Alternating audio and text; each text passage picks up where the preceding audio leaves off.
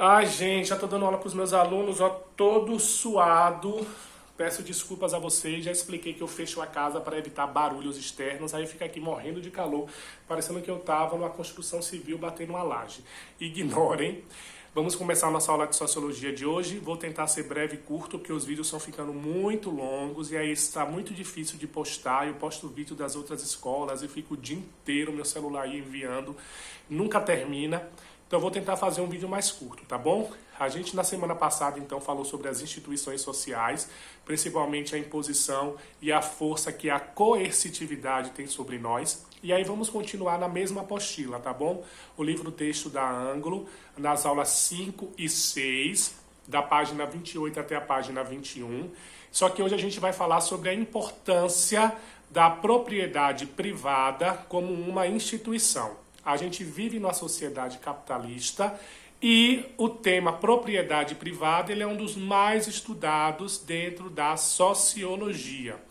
Quem vai começar, digamos assim, a tornar esse assunto muito mais, como é que eu poderia dizer, público, com amplitude, essa é a palavra maior, vai ser Karl Marx, filósofo, sociólogo do século XIX, que vai desenvolver uma corrente de pensamento que vai ficar conhecida como materialismo histórico.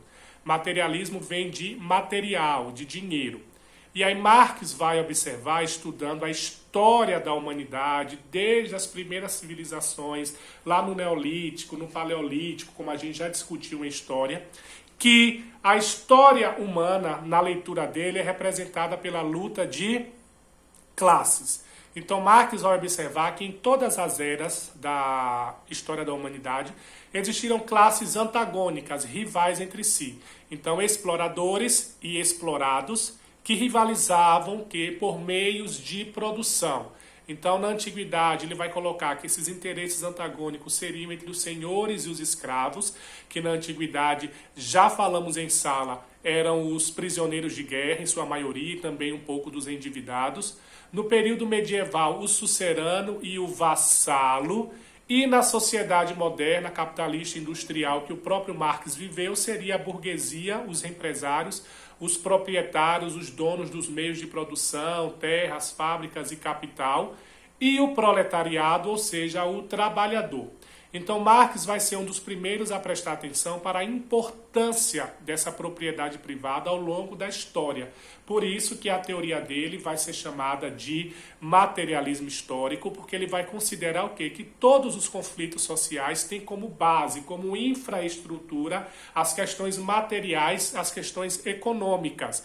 E aí o que viria acima disso, ele vai chamar de superestruturas. Então poderia ser a cultura, a religião, os valores sociais e coletivos, mas na base estaria a questão da economia, a infraestrutura é que definiria o quê? As características da superestrutura. Então ele já deixa bem claro que o mais importante de fato é a economia. E aí eu coloco um pouco sobre isso na nossa aula texto, que está aqui na minha frente.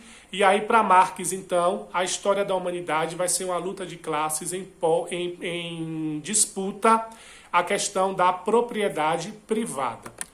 Outro sociólogo muito importante, filósofo, pensador iluminista, vai ser John Locke, que vai ser considerado um contratualista. Por que contratualista? Porque ele faz parte de um grupo de filósofos que são chamados genericamente de contratualistas, e ele vai defender a ideia de que a sociedade ela surge a partir de um contrato social. Que contrato social seria esse?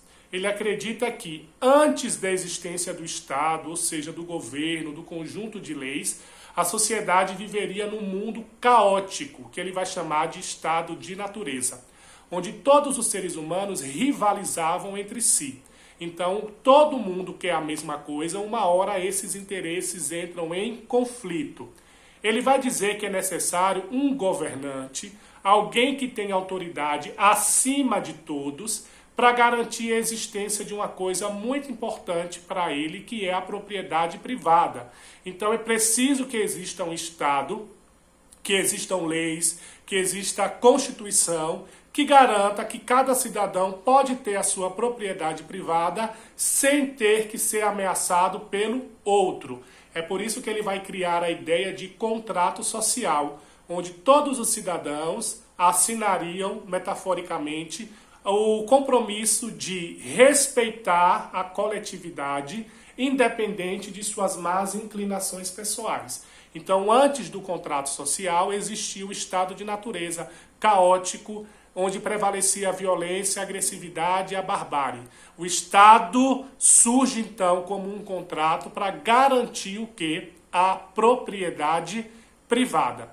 E aí eu coloco aí para vocês entenderem melhor um pouco sobre esse contrato social, o exemplo de uma escola. Então, para uma escola funcionar, todo mundo, funcionários, professores, coordenação e alunos, tem que abrir mão de suas vontades pessoais em nome do bom funcionamento da instituição. Então, se a escola começa a aula às 7h30, eu, professor, tenho que chegar às 7h30 e os alunos têm que chegar às 7h30. Então, se cada um chega a hora que quer, um chega às 7, outro chega às 10, outro chega a meio-dia, outro chega a final da tarde, a escola não funciona. Então, mesmo que eu queira dormir um pouco mais, que eu estou cansado, que eu não estou tão disposto, que eu não estou a fim de dar aula hoje, eu tenho que ir para a escola, porque 7h30 é o meu compromisso com a instituição, os alunos da mesma forma. Por isso que a gente tem regras de uniforme, regras de horário, a aula começa e termina em horário pré-determinado, tem calendário de provas, calendário de atividades, ou seja, para que mantenha a organização. Se cada um fizer o que quer, a escola não funciona. A escola só funciona porque a gente tem regras para funcionários, professores e para vocês, alunos. O contrato social, então, seria da mesma forma. Se na sociedade cada um faz o que quer, a gente vive no caos. É necessário que todo mundo abra mão de uma vontade individual em nome de uma vontade que é coletiva. Essa vontade coletiva deve prevalecer em detrimento das inclinações de cada sujeito. Então, no estado de natureza, não existiam leis, era um rivalizando com o outro. Surge então o contrato social, metafórico, ninguém assina nada, mas a gente desde cedo começa a aprender que na sociedade nós temos direitos e deveres. E aí John Locke vai dizer que as leis então, elas devem surgir e os governantes devem trabalhar para garantir a existência dessa propriedade privada. Então, citei dois filósofos, sociólogos muito importantes, para mostrar o quê? Que na nossa sociedade a propriedade privada ela adquire uma preponderância fundamental, tanto é que existem leis exclusivamente para protegê-la. E aí eu coloco um pouco de história do Brasil colonial, lembrando como no Brasil é muito característico a concentração de terras. Lembre-se que quando os portugueses iniciaram o processo de colonização, verdadeiros estados em dimensão territorial foram doados às famílias portuguesas, as chamadas capitanias hereditárias, e esse processo de concentração fundiária, de concentração das terras, só foi passando de geração após geração, e o Brasil ainda hoje, século XXI, 2020, tem uma das maiores concentrações fundiárias do mundo. E desde o início da República, lá no começo do século XX, 1889, quando foi proclamada a nossa República no Brasil, existem projetos, inclusive presentes na nossa Constituição atual, de reforma agrária, de distribuir essa estrutura agrária de uma forma mais igualitária para garantir o quê? A superação das desigualdades sociais, e a gente não consegue fazer isso. Os movimentos sociais são todos criminalizados, as pessoas não compreendem a função social de movimentos como o MST, o Movimento dos Trabalhadores Sem Terra. Então muitas pessoas vêm com falas muito assim agressivas de que são ladrões, de que são bandidos, de que as pessoas têm que trabalhar para conquistar sua terra, de que o governo não tem que distribuir terras, digamos assim, para ninguém. Então eu coloquei aí, um link do El País, que é um jornal espanhol que tem uma versão brasileira de que eu gosto muito. Fica aí a dica para acompanhar as notícias deles, mas independente disso, leiam essa matéria, que fala um pouco sobre o MST no Brasil e de como o movimento social, tanto do MST como dos moradores, esqueci o nome do movimento, das pessoas que não têm teto, o MTST eu acho. Eles não são tão bem compreendidos, porque na nossa sociedade as pessoas entendem que a propriedade privada ela é inviolável, ou seja, ninguém pode questionar se você tem alguma coisa e se outras pessoas não têm. Então fica aí a importância, essa coercitividade, digamos, da propriedade privada. E aí, para finalizar, gente, eu coloquei isso para a gente ampliar um pouco. Eu trouxe até uma expressão de que vocês devem conhecer muito, chamado loser, a expressão americana para perdedor. Então, na nossa sociedade, a gente aprende desde pequenininho a estudar, a procurar crescer financeiramente para que a gente possa consumir. Então, você vai comprar casa, você vai comprar roupa, você vai comprar viagens, você vai comprar objetos pessoais, você vai satisfazer vontades materiais por roupa, por perfume, enfim. Na nossa sociedade é incentivado para nós continuamente o consumo.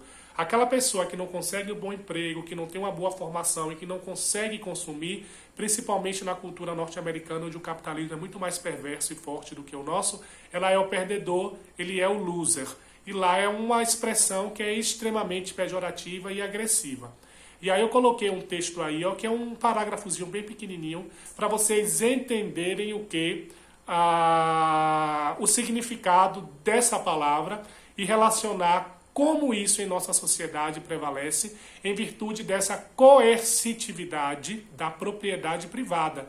Então, nós sofremos coerção para nos adequarmos educacionalmente, sexualmente, em comportamentos culturais, em religião e também para adquirir bens materiais.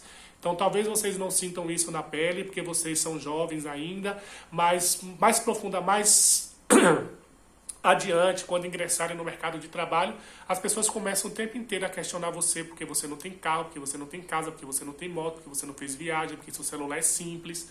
Ou seja, eu já falei isso na sala, que eu tento não ceder a essas pressões que eu ouço de outros colegas, que eu ouço dos meus familiares, dos meus amigos. Então, que eu ouvia dos meus alunos lá na Bahia, que eu já falei para vocês, como assim você não tem carro? Por que que você não tem carro? Por que que você ainda mora com seus pais?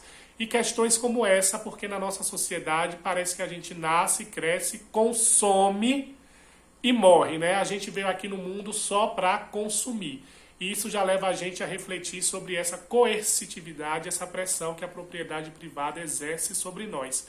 Tanto do ponto de vista isolado, quanto do ponto de vista institucional, já que existem leis, né, só para proteger a propriedade privada.